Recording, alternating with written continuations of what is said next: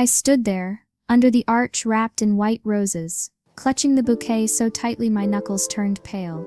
"They're just running a little late," my mom whispered behind me, her voice shaky with fake confidence. I forced a smile. Yeah, of course, traffic or something." The guests shifted in their chairs. Some whispered, some checked their watches. I avoided every single gaze, staring hard at the church doors. Any second now, I told myself. He promised. The music kept playing on a loop, some gentle, awful version of Canon in D that felt more like a funeral march now. Lila slid next to me, her hand brushing mine. "You okay?" she whispered. "I'm fine," I lied. "He'll be here." Minutes dragged into what felt like hours. My heart hammered so loud, I couldn't hear anything else. I replayed every conversation Daniel and I had. His jokes, his promises, his kiss on my forehead last night when he said tomorrow everything changes. The priest was talking to my father now. Dad's face was tight, his mouth a hard line. He wouldn't even look at me. "Call him again. Someone call him." My mom's voice cracked behind me.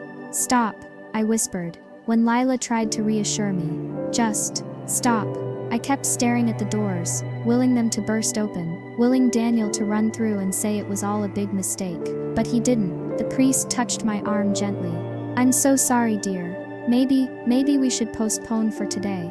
The bouquet slipped from my fingers, hitting the floor with a soft, sad thud. I heard gasps, chairs scraping, someone murmuring my name like a funeral prayer. I stumbled down the aisle, past the pitying faces. Outside, the sky was a cruel, blinding blue. I yanked off my veil and hurled it onto the concrete. Mom ran after me. "Honey, wait. Don't," I snapped, spinning around. "Don't say anything. You can fix this," she insisted. "Maybe you can talk to him."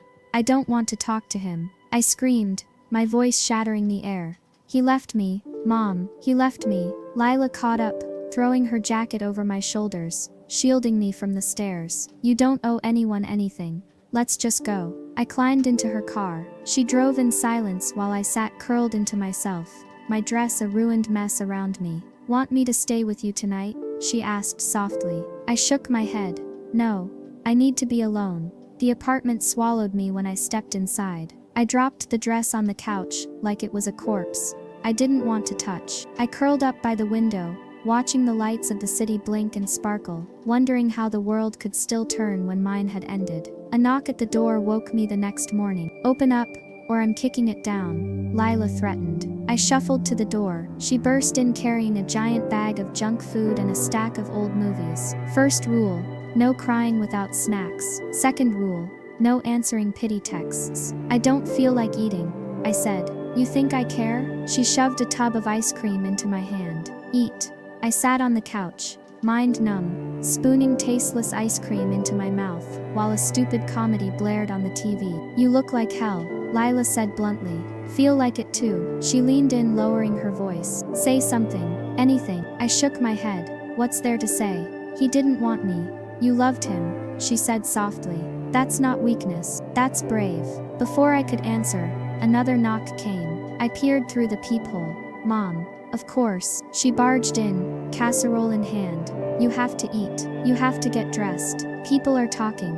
Let them talk," I muttered. "You'll find someone better," she said too brightly. "I don't want someone better. I wanted him," I shouted, and the words tore from somewhere deep inside me. Silence fell. Mom left soon after. Lila just sat beside me, letting me fall apart without judgment. "You're allowed to break," she whispered. "You're human, not a storybook princess." "I feel like rubble," I muttered. "Good," she said with a sad smile. "That's where the strongest things are built." A few days later, Lila dragged me out for coffee. "You need sunlight," she said firmly, "and real caffeine." I didn't want to, but I went, and that's when I saw him. Daniel, sitting by the window, laughing, holding hands with another woman. I froze, heart slamming against my ribs. "Lila," I choked. "Look."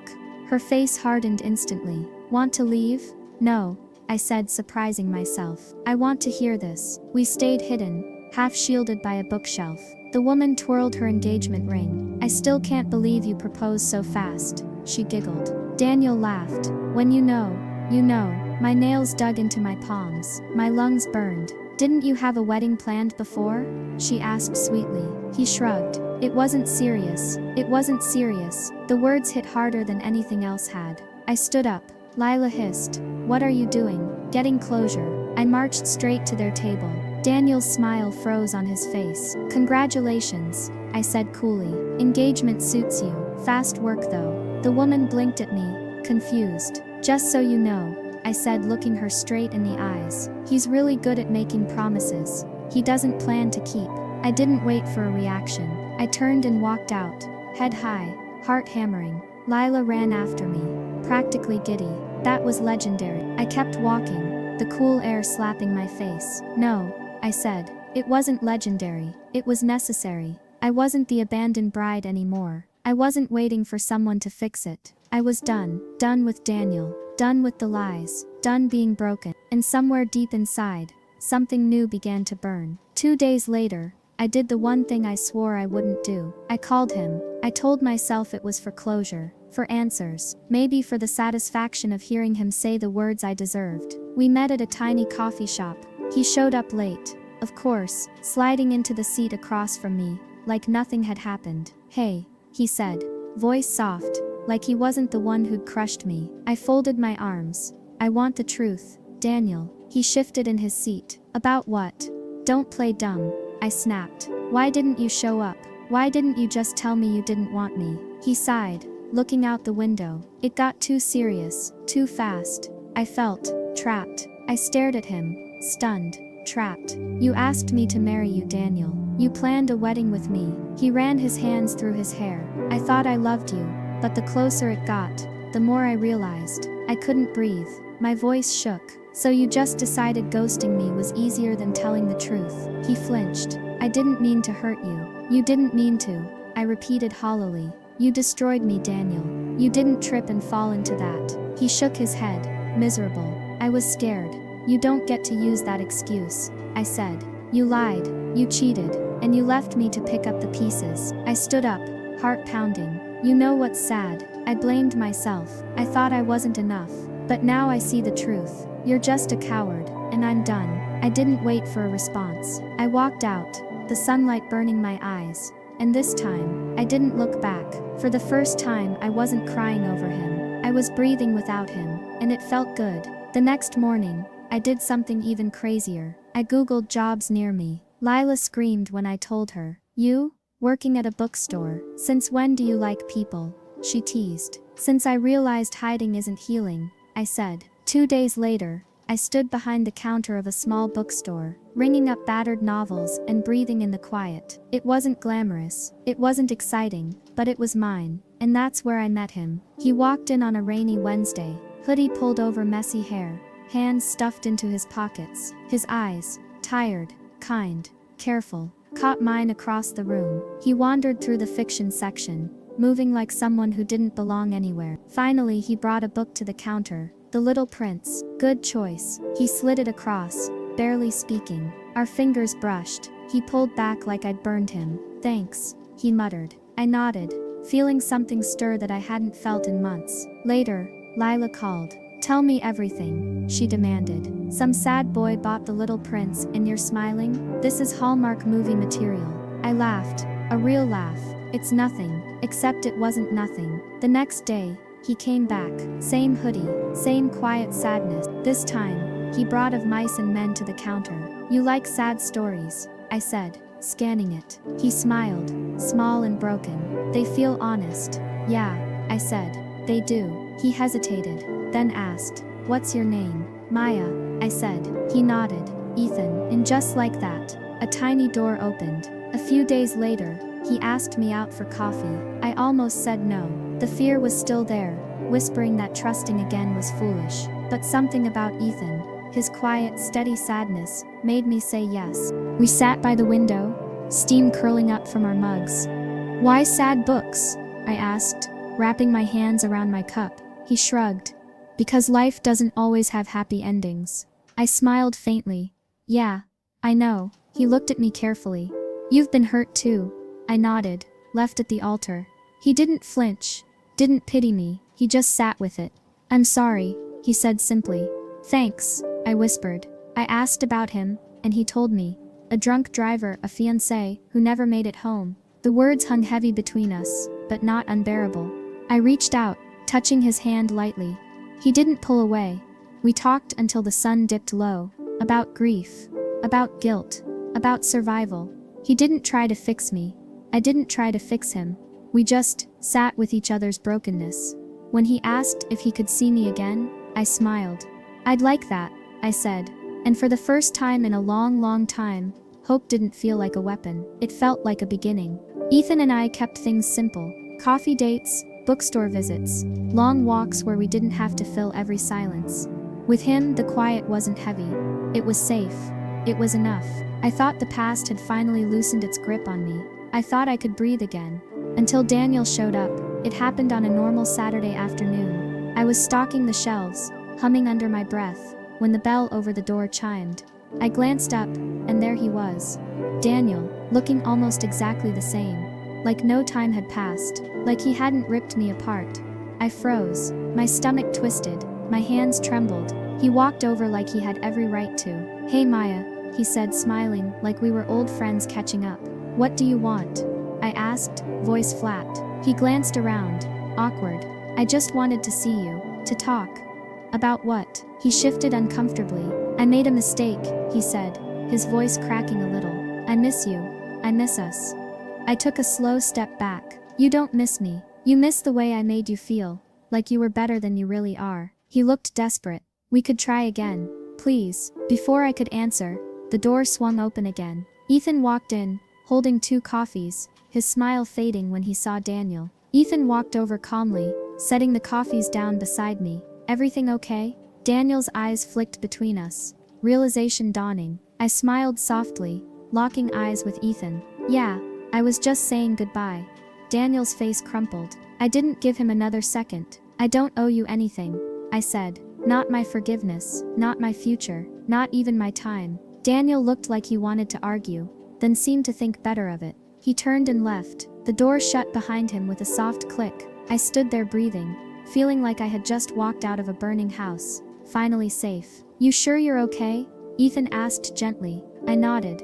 "I'm sure. For the first time in a long time, I'm sure." And I meant it. A week passed before Daniel came back one last time. I didn't expect it. I didn't want it, but there he was, standing outside my apartment with a bouquet of roses and a hopeful, broken smile. I didn't invite him in. I stood in the doorway, arms crossed, heart steady. "I know I don't deserve it," he said quickly, "but I love you. I want to fix it. I want to marry you for real this time." He pulled out a ring box, a new ring, shiny, empty. I stared at it for a long, long moment. "You're not in love with me," I said quietly. "You're in love with fixing your guilt." Daniel's eyes filled with tears. "Please, just one more chance." I took a deep breath. "You lost your chance when you left me standing there alone. I'm choosing myself now." I closed the ring box gently and handed it back. "No," I said, final and sure. "You don't get to have me. Not anymore." He turned away, shoulders sagging, and walked down the hall without another word. The door clicked shut. I didn't cry. I didn't second guess. I smiled. My phone buzzed. A text from Ethan. "Ethan, coffee and chess rematch. Promise to lose gracefully this time." I grabbed my jacket. Me. On my way. The cafe was warm when I walked in. Ethan was already there. 2 coffees waiting. A chessboard half set up between us. "You made it," he said, grinning. "I told you I would." I teased. We played a terrible game of chess, laughing so hard the barista shushed us twice. Later we sat outside on the sidewalk, leaves crunching under our feet. Ethan nudged my shoulder. "You seem different." "Good different?" I asked. "The best kind," he said, smiling. "You're free." I thought about it. About the girl who once believed being loved by someone else was the only way to be whole. "I guess I am," I said. Finally, we raced each other back to the bookstore, laughing like kids, tripping over fallen leaves. And somewhere between the coffee cups, the bad chess, and the terrible sprinting, I realized I wasn't running toward someone else anymore. I was running toward myself. 1 year later, I stood in a garden, barefoot in the grass, wearing a simple blue dress that made me feel like sunlight. Friends and family sat scattered around in folding chairs. No big stage, no grand show, just real people, real love. At the end of the aisle, Ethan waited. When our eyes met, the world fell away. I walked toward him slowly, carrying nothing with me but the heart I had fought to put back together. We said simple vows, promised real things, like patience and forgiveness, and laughter. When it was my turn, I squeezed his hand. I thought being left behind was the end of my story, I said, my voice steady. But it wasn't. It was just the beginning. You didn't save me, Ethan. You showed me I could save myself, and that was the greatest gift of all. Tears slid down his cheeks as he whispered back, you were always enough. You just needed someone to remind you. When the officiant said, you may kiss, Ethan didn't wait. He kissed me like it was the first and last thing he'd ever do right. Later, when the stars blinked to life above us, we sat in the grass, heads leaned together, hands tangled. You happy? He asked. I'm home, I whispered. Somewhere, in a donation box, my old wedding dress lay folded, waiting for someone else's story. I wasn't carrying it anymore. I wasn't carrying any of it anymore. I had let go of everything that tried to break me, and found something even better waiting on the other side. I had found love. I had found peace. I had found myself. The first few weeks after the wedding passed like a dream I didn't want to wake from. Ethan and I fell into a rhythm.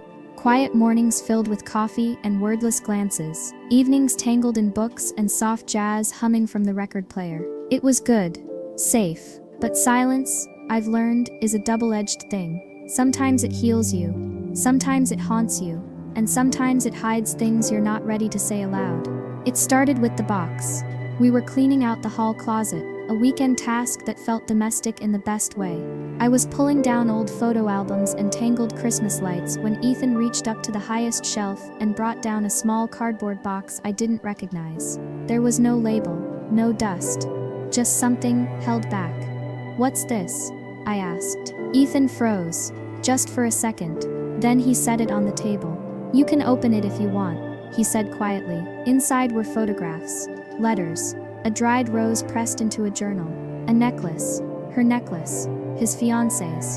Her smile stared back at me from a sun-drenched photo, head tilted, hair wind-blown. She was beautiful, that effortless kind of beautiful that makes you pause. I closed the lid slowly. Ethan sat down across from me. He looked older somehow, all at once, smaller. I didn't mean to keep it from you, he said. I didn't know when was the right time to let her go. My chest tightened. You haven't. He shook his head. Not fully. There was no anger in me. Only something heavier. A quiet ache. You loved her, I said. It wasn't a question.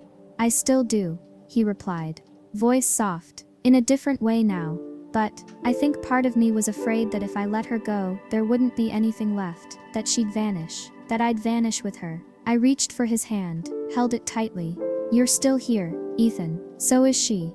Just, not in the way she used to be. He nodded, eyes wet but not falling apart. It's strange. I thought marrying you would be the end of that grief, but it's not. I think grief isn't something you finish. It just changes shape. I didn't respond right away. I couldn't, because deep down I had my own box. Not a real one, but something inside me I hadn't opened in a long time. That night, after Ethan fell asleep beside me, breathing deep and slow, one arm draped over my waist, I got up and walked barefoot to the living room. I sat in the dark and stared out the window at the quiet city. Daniel's name echoed faintly in the back of my mind, like a song I used to love but couldn't bear to hear anymore.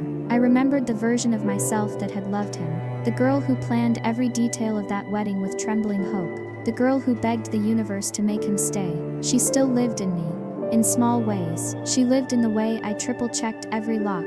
She lived in the way I sometimes flinched when someone raised their voice. She lived in the way I never let myself believe happiness would last. I realized then, Ethan wasn't the only one still carrying pieces of a past love. The next morning, I told him, I think we both have ghosts, I whispered as we lay in bed, and I don't want to pretend mine don't exist anymore. He turned to face me, brushing my hair from my forehead. We don't have to pretend anything.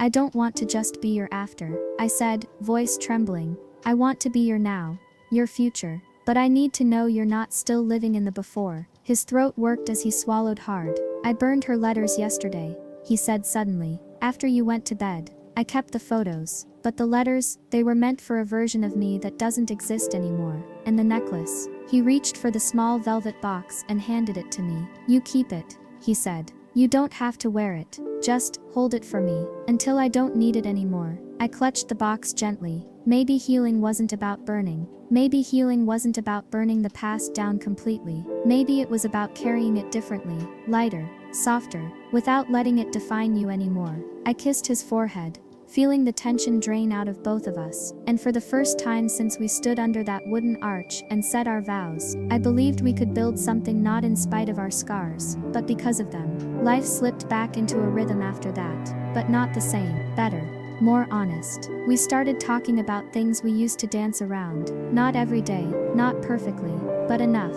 We visited her grave together one afternoon. It wasn't planned. We were driving aimlessly, sipping bad gas station coffee, and Ethan suddenly said, "Do you want to meet her?" I hesitated, then nodded. The cemetery was small, quiet. Her headstone was simple, no flowery words, just her name, and 2 dates that carved too short a story. Ethan knelt in front of it, tracing the letters with his fingers. "I'm happy," he whispered. "I thought I should tell you." I stayed back, giving him space, until he looked up at me, eyes asking for something without words. I stepped forward, sliding my hand into his. We stood there together, 2 stories woven with loss and love, and something stronger than both. Later, in the car, Ethan said, "I think she would have liked you." I smiled, tears pricking my eyes. I hope so. There were still hard days after that, days when I found him staring at the sky too long, lost in memories I couldn't touch, days when I woke from dreams, where Daniel apologized, and I had to remind myself I didn't need his words anymore. But there was laughter too, lazy Sunday mornings tangled in bed sheets, burned pancakes and flour fights in the kitchen, long talks about dreams we were scared to say aloud. One night, curled up on the couch with Ethan's head on my lap, he said, "I think the bravest thing you ever did was choose to love again." I ran my fingers through his hair. "The bravest thing you ever did was let yourself be loved again." We fell asleep like that, tangled and safe, 2 broken hearts beating quietly together. Time passed, seasons changed. One rainy afternoon, I found my old wedding dress buried in the back of my closet. Not the blue one, the first one, the one I never got to wear properly. I sat cross-legged on the floor, running my fingers over the lace, feeling nothing, not anger, not sadness, not shame, just a quiet gratitude for the girl who had believed in love so fiercely that even heartbreak couldn't kill her hope. I packed the dress carefully into a donation box. Somewhere out there, another girl would wear it and spin and laugh and believe. And that was enough. That night, over takeout and cheap wine, I told Ethan. He raised his glass. "To the girl who survived being left at the altar, and to the girl who stopped waiting to be rescued," I added. We clinked glasses, the sound soft and sure. Later, lying in bed with the storm tapping against the windows, Ethan whispered, "What do you want, Maya?" "More than anything, I thought about it. Peace," I said. "Real peace, not the kind you fake to survive. The kind that lets you breathe without thinking about how." He pulled me closer, his breath warm against my neck. "Then we'll build it," he promised. Brick by brick, day by day. And for once I believed him. I believed us, not because we were perfect, not because love had fixed everything, but because we had learned how to hold both joy and sorrow without dropping each other. Because we knew how heavy grief could be, and we chose to carry it anyway, together. The storm raged outside, but inside, wrapped in each other's arms, I felt nothing but calm. And in that small sacred moment, I realized something. Being left at the altar hadn't been the end of my story. It had been the beginning. The start of a life stitched together, not by perfect plans or pretty promises, but by forgiveness, by healing, by the messy, beautiful work of love. And I wouldn't trade it for anything, not even for the fairy tale I used to think I wanted. Because this quiet, complicated, imperfect love was real, and real was enough. Maybe it always had been. It's funny how healing doesn't announce itself. There's no grand moment when you suddenly feel whole again. No parade, no ribbon cutting. It's slow, quiet. You notice it in small things. The way you laugh without thinking. The way you trust someone with your silence. The way the old scars ache less when the weather turns cold. For a long time, that was enough for me, until it wasn't. It started with the dreams. At first they were faint, slipping away the moment I opened my eyes, but they grew louder, sharper. Dreams where I stood at the altar again, but this time there was no one at all. No guests, no flowers, no Ethan waiting. Just me, alone, waiting for someone who would never come. I'd wake up gasping, the sheets tangled around my legs, the taste of fear bitter on my tongue. Ethan would pull me close, mumbling half-asleep reassurances, but I never told him what the dreams were about. How could I? How could I explain that even after everything, some broken part of me still feared I wasn't enough to be chosen? Instead, I buried it. I smiled through breakfast. I kissed him goodbye before work. I laughed when we went on dates, built a life made of soft promises, and grocery lists, and matching key hooks by the door, and the cracks grew, hairline fractures just beneath the surface. It all came to a head on a Thursday afternoon. We were sitting in our favorite coffee shop, the one with mismatched chairs and crooked paintings. Ethan was reading over some work emails on his phone. I was stirring my coffee so long the foam had disappeared. He glanced up and smiled. "You okay, love?" I opened my mouth to say yes. The word almost made it out, but something inside me snapped instead. "No," I said. He blinked, surprised, set his phone down immediately. "Talk to me." I stared at the chipped ceramic mug in my hands. "I don't know how. Start anywhere." The tears came before I could stop them. Silent, steady. "I'm scared," I whispered. "I'm scared you'll leave. That one day you'll wake up and realize you made a mistake. That you'll look at me and wonder why you ever chose someone broken." He reached for my hand across the table, held it like it was something sacred. "I'm not Daniel," he said softly, "and you're not broken. But what if I never stop being scared?" I choked out. "What if the damage is permanent?" He squeezed my hand tighter. "Then we live with it. Together." I shook my head. "You deserve someone whole. Someone who doesn't flinch at dreams and ghosts." "I deserve you," he said fiercely, "exactly as you are." I finally looked at him. Really looked. Saw the fear in his eyes too. The fear of not being enough to heal me. The fear of losing me to my own shadows. "I don't know how to be better," I whispered. "You don't have to be better," he said. "You just have to be honest." We sat there for a long time, the world moving around us, coffee cups clinking, people laughing, rain tapping against the windows, while we rebuilt something invisible between us. Not the illusion of perfection, not the shallow promises of easy love, something harder, something real. Later that night, curled up in bed, Ethan pulled me into his chest. "Tell me about the dreams," he murmured into my hair. So I did. Everyone, every empty aisle, every moment of loneliness so sharp it cut me even in sleep. And he listened, not to fix, not to change, just to hold space for my pain. When I finished, he kissed my forehead. "You're not alone anymore, Maya. Even when it feels like it. Especially when it feels like it." I clung to him, letting the last pieces of that old terror drain away, drop by drop. Healing isn't pretty. It's not linear. Some days you sprint, some days you crawl, some days you just lie there breathing through the weight of it. But healing happens anyway. And that night, with Ethan's steady heartbeat under my ear, I realized something. Choosing love again after heartbreak isn't weakness. It's the bravest thing a heart can do. It's standing at the edge of everything you lost, and daring to believe there's more. More laughter, more mornings, more beginnings. Maybe the cracks would never fully disappear. Maybe they weren't supposed to. Maybe they were how the light got in. Grief has a way of sneaking back when you least expect it. You can be laughing 1 second, folding laundry, singing along to an off-key song, and then a smell, a song, a word hits you, and you're pulled under again. It happened to Ethan first. We were at the grocery store, something normal, something safe. He was reaching for a loaf of bread when he froze, hand trembling slightly. I turned to him, frowning. "Ethan?" He didn't answer right away, just stared at a woman down the aisle, blonde hair, bright yellow raincoat, laughing into her phone. She didn't even notice him, but I did. I saw the way he staggered back a step, like someone had punched him. Saw the way his face crumpled for just a second, before he forced a smile back into place. "I'm fine," he said hoarsely. "Let's just go." I didn't argue. I took the bread from his hand, abandoned the cart, and led him out into the rain. He leaned against the car, breathing hard, eyes closed. "She looked like her," he whispered.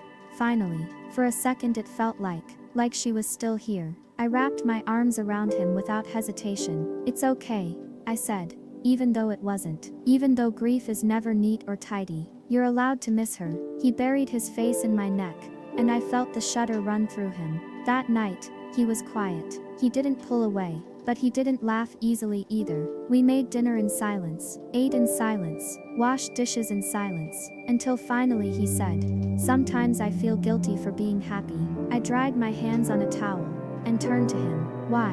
"Because she never got this," he said. His voice cracked. "She never got boring dinners, and grocery store runs, and arguments about which movie to watch. She never got to see the messy, ordinary, beautiful parts." I took his hands in mine. "You're not stealing happiness from her. You're living for her, for you, for all the moments she didn't get." He closed his eyes. "What if I'm not strong enough?" "You already are," I whispered. "You just don't see it yet." He kissed my forehead, and it felt like an apology and a thank you all at once. Days passed. The weight didn't leave immediately, but it got lighter, because we carried it together. Still, the moment left a crack between us, a hairline fracture of unspoken things. One night, lying awake in the dark, I found myself whispering, "Do you ever wish things were different?" Ethan stirred beside me. "Different how?" "I don't know," I said, staring at the ceiling. "If none of it had happened, if you hadn't lost her, if I hadn't been left behind." He was silent for a long time. Then he said, "I wish she hadn't died." "Of course I do. But if she were still here, I wouldn't have met you." I turned to face him. "I don't wish for a different past," he said, voice raw. "Because the past brought me to you, and I wouldn't trade that for anything." I didn't realize I was crying until he brushed the tears from my cheeks. "I love you," he said fiercely. "Not the version of you that's healed. Not the version of you that's perfect. I love this you. The you who's messy and scared and brave enough to show up anyway. I love you too." I choked out. We clung to each other like lifelines in the dark, because sometimes love isn't loud declarations or grand gestures. Sometimes it's quiet resilience, choosing each other even when the world feels heavy. Especially then. Summer came, soft and golden and slow. Ethan surprised me one Saturday morning with a picnic basket and a mischievous grin. "No plans today," he said. "Just you, me, and too much food." We drove out to a field on the edge of town, the sun warm on our faces. We lay in the grass, eating strawberries, and telling stories we hadn't thought to share before. I told him about the time I broke my arm climbing a tree, because I swore I could fly. He told me about getting detention in high school for writing love poems in the margins of his textbooks. We laughed until our cheeks hurt. It was simple, ordinary, perfect. As the sun started to set, Ethan rolled onto his side, propping himself up on his elbow. "You know what I realized?" he said, studying me like I was something precious. "What?" I asked, playing with a blade of grass between my fingers. "I don't want to just survive anymore. I want to live." I looked at him, heart pounding. "With you," he added. "If you'll let me." "I'm not going anywhere," I whispered. He leaned down, kissed me slow and sure, like he had all the time in the world. And maybe we did. Maybe for once, time was on our side. We stayed until the stars blinked awake above us, lying hand in hand, breathing in the future we were building. Not perfect, not painless, but ours. And maybe, just maybe, that was enough. We never talked about kids. Not really. Not in that serious, sit down, let's plan our lives kind of way. It came up once, early on, half joking, half dreaming, somewhere between pancakes and pillow fights. "You'd be a good mom," Ethan said one morning, biting into burnt toast like it was gourmet. I threw a pillow at him. "You're just saying that because I keep you alive with coffee." He laughed. "No, seriously. You're stubborn and patient and fiercely protective. That's all anyone really needs." I had smiled, brushing it off, tucking the words away like a secret note folded into the back of my heart. But now, standing in a cold, sterile doctor's office, those words came back like a punch to the gut. "I'm sorry," the doctor said gently, her voice like sandpaper against my skin. "It would be very difficult for you to conceive naturally. Almost impossible. Difficult. Impossible." 2 words that shattered 100 daydreams in an instant. I nodded numbly, clutching the thin paper gown around me like armor. "I don't remember much else," she said. Something about options, treatments, hope. All I heard was the sound of something inside me breaking. I drove home in silence, my hands clenched around the steering wheel so tightly my knuckles turned white. Ethan was on the couch when I walked in, a book half open in his lap. He smiled when he saw me. And I broke. I dropped my purse, stumbled into his arms, and sobbed so hard my body shook. He held me without asking questions, without trying to fix it. When I finally pulled away, wiping my eyes on the sleeve of his sweatshirt, I whispered, "I'm broken, Ethan. I can't give you a family." He cupped my face in his hands. "Maya, you are not broken." I shook my head, tears spilling down my cheeks again. "You deserve better. Someone who can give you everything. Someone who—" He silenced me with a kiss. Soft, fierce. "I chose you," he said against my lips. "Not for what you could give me, not for what you could do. For you. But what if you regret it?" I choked. "What if one day you wake up and realize you want more? Then we figure it out together," he said simply. "Like we always do." We sat there for a long time, tangled together, breathing each other in. Later, lying awake in the dark, I whispered, "Maybe we were never meant to be the kind of family people expect." Ethan's arms tightened around me. "Maybe we're meant to be the kind that chooses love over blood, over biology, over everything." I closed my eyes, letting his words sink deep into the places that hurt the most. Maybe love wasn't about filling roles or ticking boxes. Maybe love was simply choosing someone, over and over and over again. Weeks passed. The ache dulled but didn't disappear. Sometimes, I found myself watching other women with round bellies and soft smiles, and feeling a pang of something sharp and sour. Sometimes, I caught Ethan staring too long at playgrounds we passed, and my heart cracked a little more. But we never stopped choosing each other. Not once. One rainy afternoon, as we lay on the couch listening to the storm, Ethan said, "What if we adopted someday?" I turned my head toward him. "You mean it?" He nodded. "There's more than one way to make a family, Maya. More than one way to love." I smiled through sudden tears. "I'd like that. We don't have to rush," he said. "We don't have to do anything until it feels right." I kissed him softly. "Thank you for always giving me space to heal." He tucked a strand of hair behind my ear. "Thank you for trusting me enough to let me." Healing isn't a straight line. Some days I woke up feeling strong, hopeful, alive. Other days the grief clung to me like a second skin. But through it all, Ethan stayed. Patient, steady, fierce in a way that wasn't loud but unshakable. We started talking about adoption seriously. Late-night conversations over tea. Half-whispered dreams beneath shared blankets. What if they look nothing like us? What if they ask why? What if we're not enough? What if we are?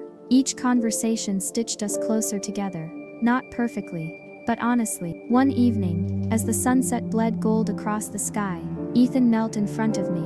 No ring this time, no big speeches, just him, just us. "Whatever life throws at us," he said, voice trembling.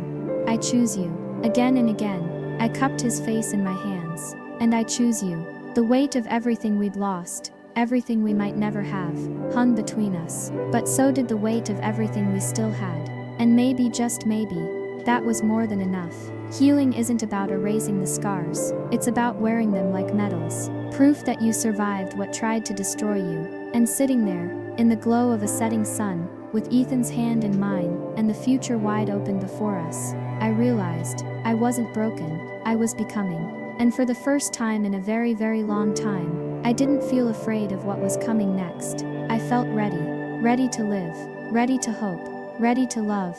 Fiercely, recklessly, completely. Whatever shape our family took, whatever storms still waited, I knew we would face them together. Hand in hand, heart to heart, choosing each other, every single time. The day we started the adoption process was nothing like the movies. No soaring music, no grand, "This changes everything" speech. Just a pile of paperwork that felt heavier than any decision we'd ever made. Ethan sat across from me at the kitchen table, chewing the end of a pen, brows furrowed in concentration. "This form just asked for my entire life story," he muttered, in one paragraph.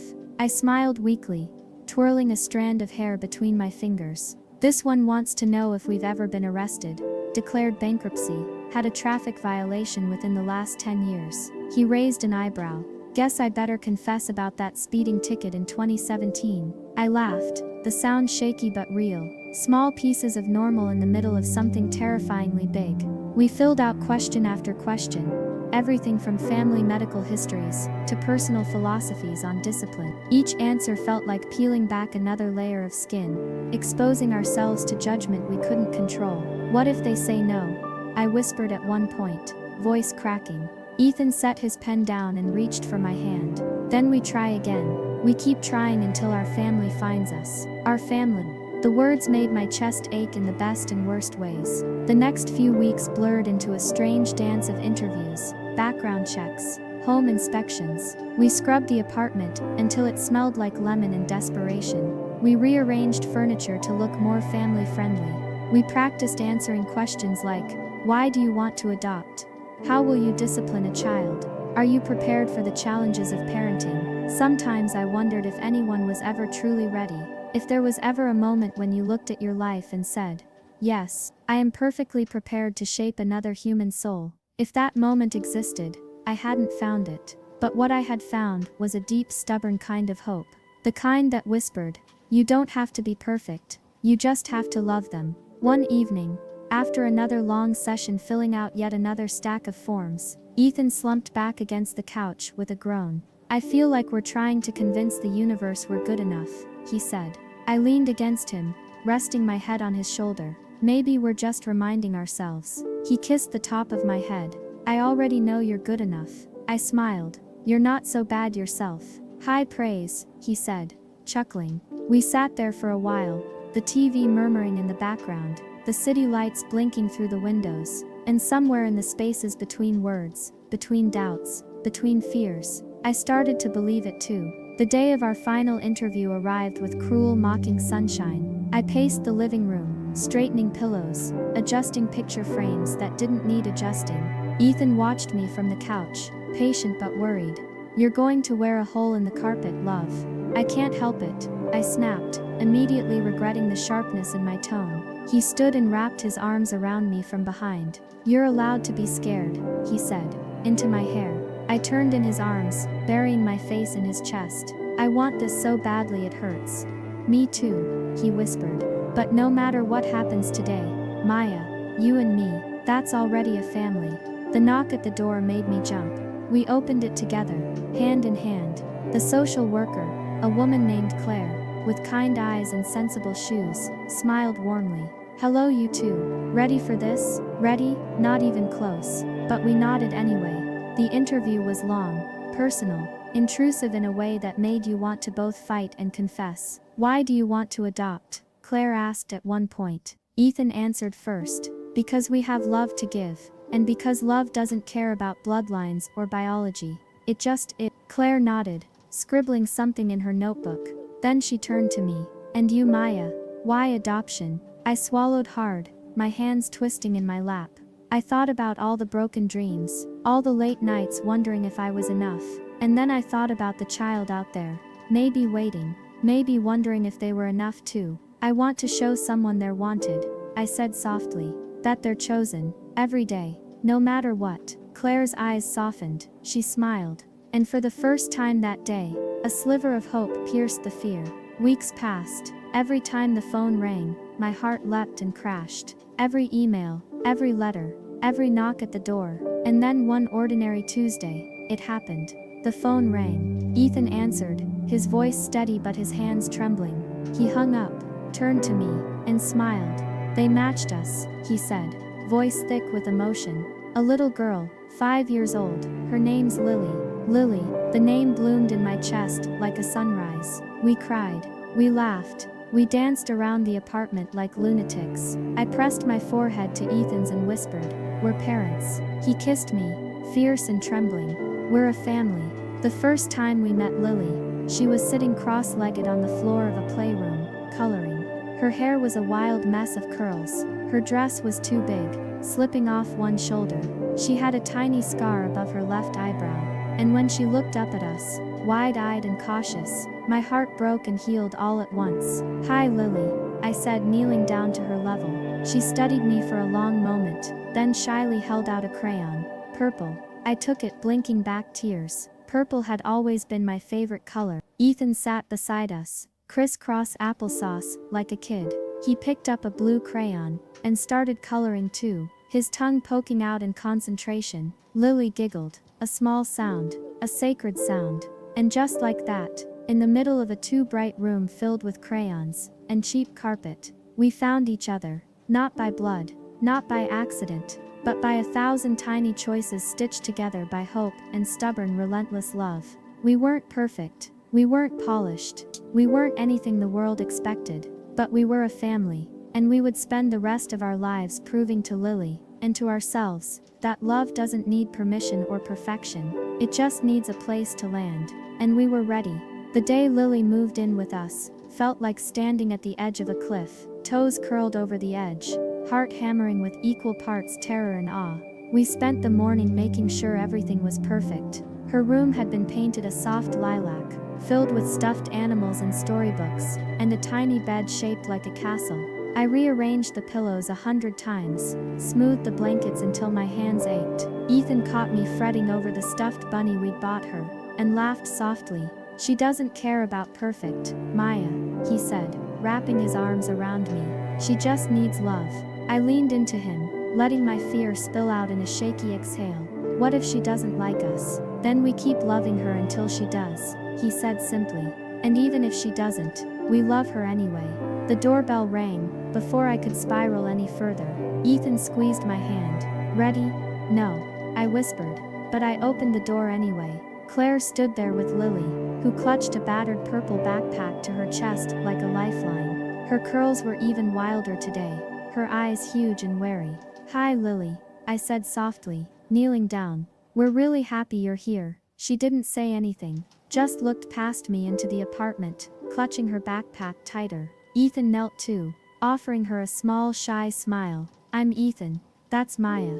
You can call us whatever feels right." Still no words. But when I held out my hand, she hesitated, and then placed her tiny fingers in mine. It felt like a miracle.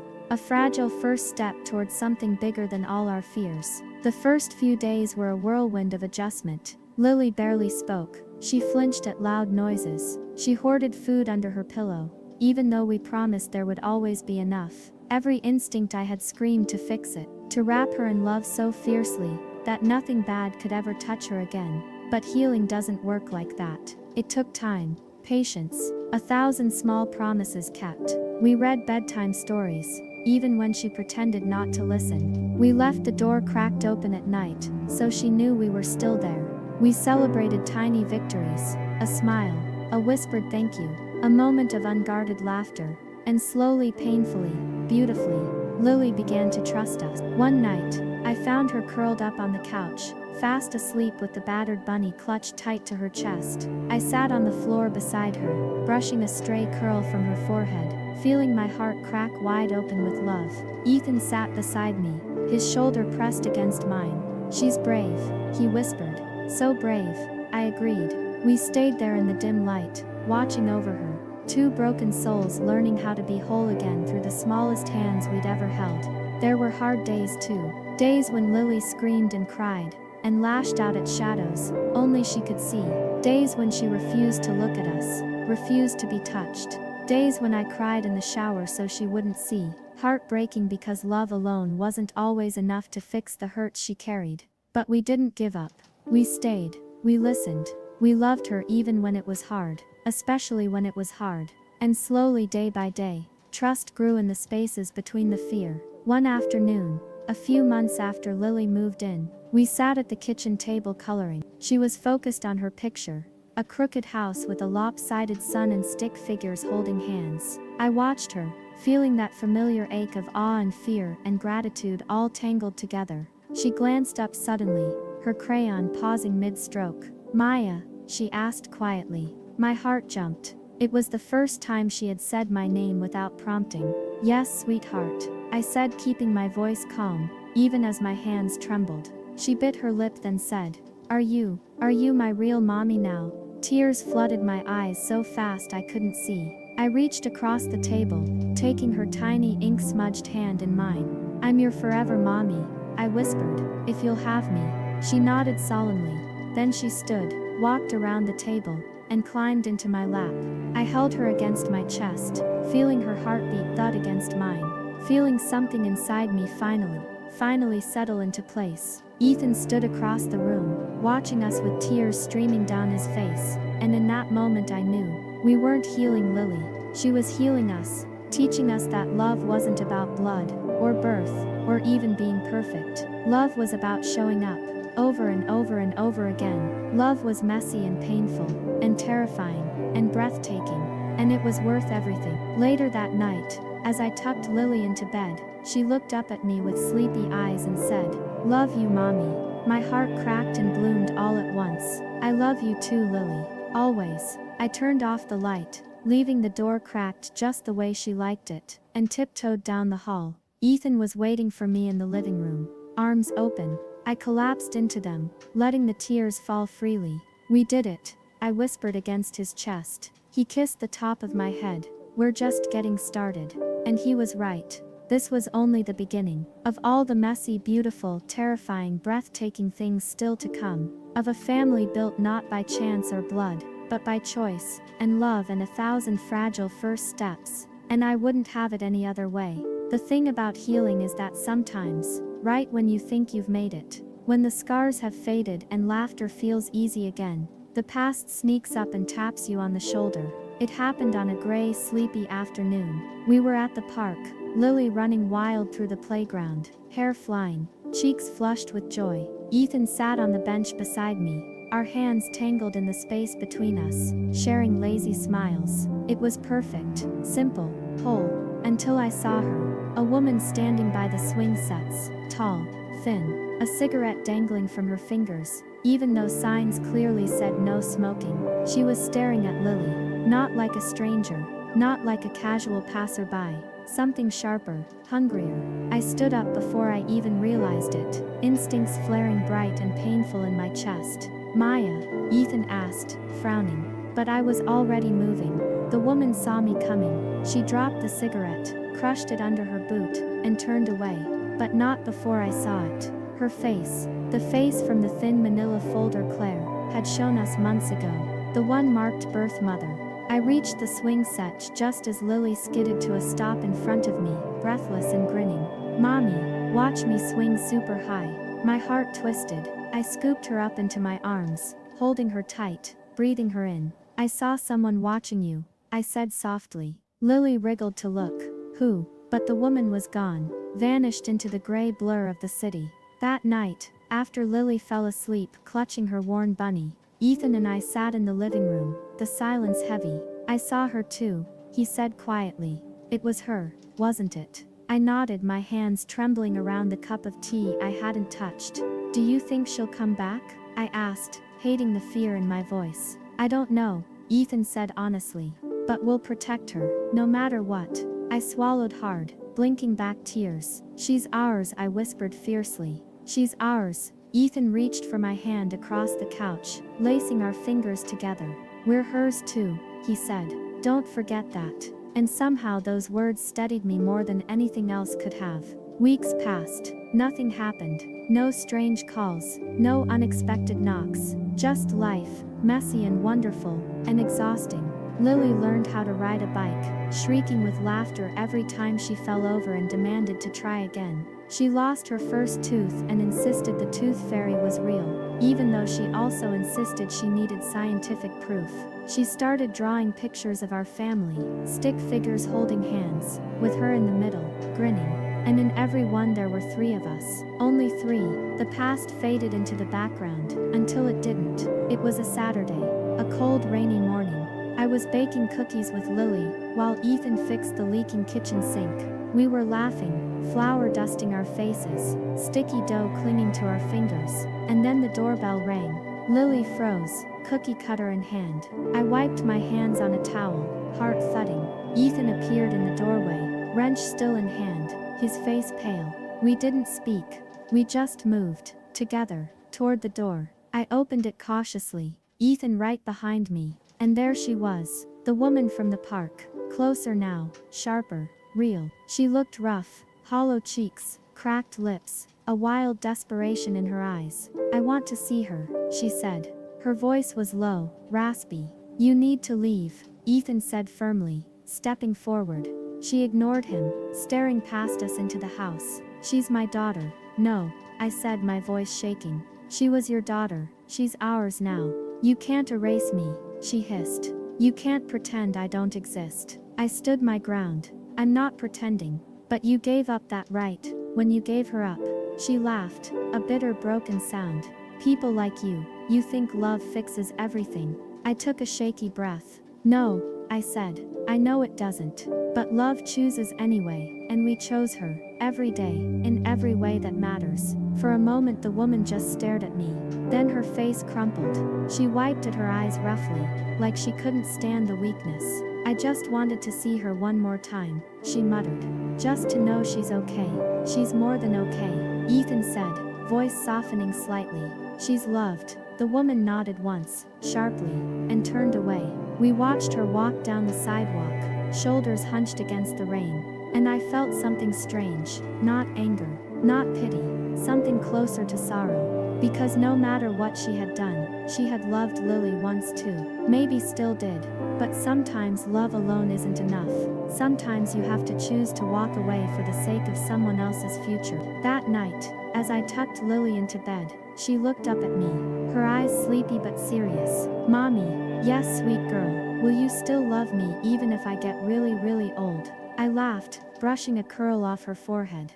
I'll love you forever, no matter what. Promise, she whispered. Promise, I said, sealing it with a kiss to her forehead. She smiled and drifted off to sleep, the bunny clutched tight in her arms. I stood there for a long time, watching her breathe.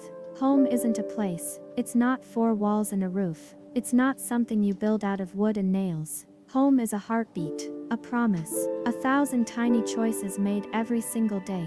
And ours, messy, broken, stitched together with stubborn hope, was the strongest thing I'd ever known.